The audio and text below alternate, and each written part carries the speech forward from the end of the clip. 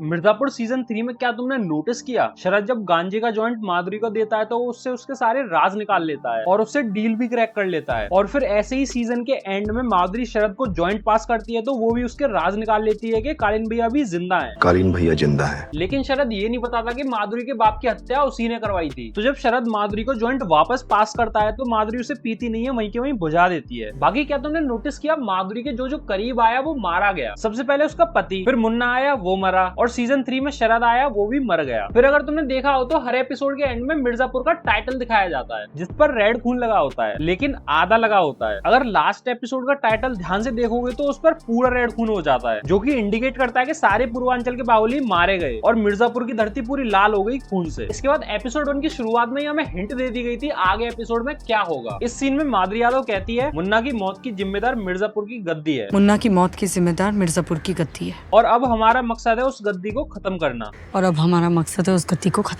और ऐसा हुआ भी। माधुरी यादव ने कालीन भैया के साथ मिलकर सारे मिर्जापुर के बाहुबलियों को मरवा दिया। ऐसे जब शरद शुक्ला माधुरी यादव की मदद के बहाने उसे ज्वाइन करने जाता है तो माधुरी यादव क्लियर कह देती है, ये याद रखिएगा भयमुक्त प्रदेश के दायरे में आप भी आते हैं, इसमें कोई सहूलियत नहीं मिलेगी आपको। भयमुक्त प्रदेश के दायरे में आप भी आते हैं, इसमें कोई सहूलियत नहीं मिलेगी आपको। और ऐसा हुआ भी। माधुरी यादव और कालीन भैया के प्लान के अकॉर्डिंग शरद शुक्ला सबसे पहले मरा था। अब गोलू स्टार्टिंग में ही कालीन भैया को ढूंढते हुए आजमगढ़ पहुंच जाती है। अब इधर ध्यान देने वाली बात यह है कि इधर की स्टाइल जो है वो है गुटखा, पान या फिर सुपारी। जैसे ये बंदा स्टार्टिंग में अपने लिए पान बनवाता है, लाओ जरा चौड़ी पत्ती 26 नंबर एकदम बन बना हुआ पान। बाकी इधर गुटखा भी टंगे हुए देख सकते हो। इसी स्टाइल को फॉलो करते हुए इधर इस सीन में गोलू पान मसाला लेती है और खाती है ताकि उस पर कोई शक ना कर सके, जिसका रेफरेंस देते हुए मेटाफोरिकली इधर इस दीवार पर लिखा भी हुआ है, जैसा पीवे पानी वैसी होवे वानी। इसके बाद वो वाला सीन जहाँ पर गुड्डू पुलिस स्टेशन जाता है अपने बाप का स्कूटर लाने के लिए, तो जब वो स्कूटर में किक मारता है तो उसकी टांग ठीक हो जाती है, जो कि एक सॉफ्ट इंडिकेशन था कि उसका बाप अभी भी उसका ख्याल रख रहा है। और ध्यान देने वाली बात यह है कि गुड्डू ठीक होती है अपनी छड़ी को छोड़ जाता है। इससे मुझे एक इंस्टाग्राम की पोस्ट याद आ गई कि सबसे पहले लोग उसी चीज को छोड़ते हैं जो हमेशा तुम्हारा सहारा बन के रही। क्या तुम्हें पता है सीजन 4 में बीना का बेटा बहुत ज्यादा खतरनाक होने वाला है, जिसकी हिंट हमें इस सीन में मिल जाती है। जब वाइल्ड टीवी पर नरेटर नरेट करता है, भेड़िए के बच्चे को हिरन पालिया, खुद भेड़िया होता वो भेड़िया ही है। भेड़िए के बच्चे को हिरन पाले या खुद भेड़िया, वो होता भेड़िया ही है। एपिसोड 2 की शुरुआत में ये पुलिस वाला कहता है चलो वे मैक्सिको निकलना है। चलो रे मैक्सिको निकलना है। तो इधर मेटाफोरिकली मिर्जापुर को मैक्सिको कहा गया है। तो मैक्सिको सदर्न नॉर्थ अमेरिका की एक ऐसी कंट्री है जहाँ पर वेपन्स एंड ड्रग्स बहुत ही नॉर्मल चीज है, और मैक्सिको में शूट आउट तो बहुत ही ज्यादा नॉर्मल है। वैसे ही इस सीरीज में मिर्जापुर में शूट आउट बहुत ही ज्यादा नॉर्मल होते हैं। और अगर एपिसोड 2 के नाम को देखोगे तो उसका नाम भी मैक्सिको डाला हुआ है, और इसके लास्ट में शुट्टंजा सेलिब्रिटी को खुलेआम मार दिया, जो कि प्रूफ करता है कि मिर्जापुर सच में मैक्सिको बना हुआ है। एपिसोड 2 में गुड्डू भैया का ये डायलॉग बहुत ही अंडररेटेड है, लेकिन भाई मुझे बहुत हंसी आई थी जब उन्होंने कहा था चाय मिलेगी यहाँ पर या अंदर अदरक आके कूटे। चाय मिलेगी यहाँ पे या अंदर अदरक आके कूटे। बाकी ये शायद तो याद ही होगा, ये दिखाता है कि ये समाज कैसा है और क्यों विलन बनते हैं इस समाज में। क्योंकि इसने अपनी शायरी की शुरुआत तो अपने प्यार से ही करी थी, लेकिन इसे गाली देके लोगों ने इसकी कला का मजाक उड़ाया, तो फिर भाई उसे अपना रूप दिखाना ही पड़ा। वैसे यार शायर था गजब। इसके बाद बॉडी बिल्डिंग कॉम्पिटिशन में जब शुट्टंजा गुड्डू से कह देता है कि आपका चेहरा हमारी तरह फेमस नहीं है, आपका चेहरा हमारी तरह इतना फेमस नहीं है ना। इस लाइन को गुड्डू बहुत दिमाग से यूज करता है एपिसोड के एंडिंग में। तो वो क्या करता है, एंडिंग में पुलिस वाले को मार के शुट्टंजा को भी मार देता है, और शुट्टंजा की जो मौत का कारण है उस पुलिस वाले पर डाल देता है। और अगर तुमने ध्यान दिया हो तो शुट्टंजा को मारने से पहले गुड्डू कहता है चेहरा।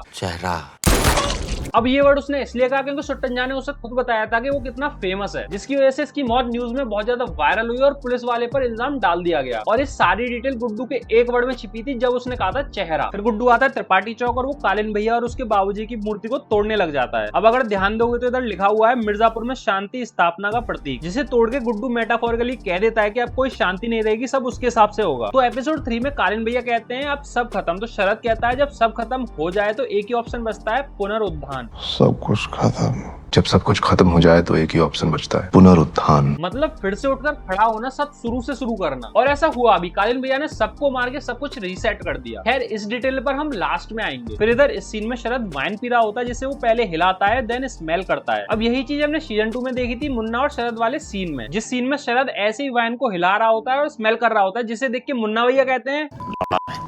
फिर इधर इस सीन में शत्रुघ्न के पीछे शाहरुख खान की डॉन चल रही होती है, जो कि रेफरेंस कर रही थी शत्रुघ्न की आइडेंटिटी को कि वो छोटा बेटा है, बड़ा बेटा नहीं है, वो झूठ बोल के रह रहा है। ऐसे डॉन मूवी में था, डॉन की आइडेंटिटी किसी को भी नहीं पता थी, लेकिन बाद में प्रियंका चोपड़ा को पता लगी थी। ऐसे इसमें गोलू को पता लग जाती है। फिर गुड्डू जब जौनपुर में गोलू को ढूंढते हुए घुस जाता है, तब उसका आमना सामना होता है शरद शुक्ला से। तो इस सीन में एक छोटी सी मिस्टेक है, जब शरद गुड्डू को टीज कर देता है तो ये बंदा अपनी गन रिएक्शन से पहले ही निकाल लेता है। शायद तुमने भी ये चीज नोटिस करी हो। इसके बाद जब गुड्डू लाला के फ्यूनरल पर जाता है तो शबनम उसकी तरफ आ रही होती है, तब उसकी बेटी उसे रोक देती है। अब अगर तुम्हें याद हो तो एपिसोड 6 में गुड्डू शबनम को हरेस कर रहा होता है गोलू की वजह से, तो शबनम की बेटी ये सब देख लेती है। मतलब डायरेक्टर ने ऐसी छोटी सी डिटेल को आगे कैरी फॉरवर्ड किया। नेक्स्ट है वो सीन जब बैठक होती है तो एक बंदा कहता है कि दोनों भैया जी ठग ऑफ वॉर खेलने में लगे हैं। दोनों भैया जी टग ऑफ वार खेलने में लगे हैं। अब यहाँ पर नॉर्मल एग्जांपल दिया गया था टग ऑफ वॉर का, लेकिन शरद इसे भी चालाकी से समंदर मंथन से जोड़ देता है, जिसमें देवता और असुरों ने समंदर का मंथन किया था, जिस मंथन के दौरान विष और अमृत दोनों निकला था, जिसको रेफरेंस करते हुए शरद कहता भी है कि इस अमृत मंथन से जो भी थोड़ा बहुत विष निकलेगा उसे गुड्डू और हम पियेंगे। और इस अमृत मंथन से जो थोड़ा विष निकलेगा उसे हम और गुड्डू पियेंगे।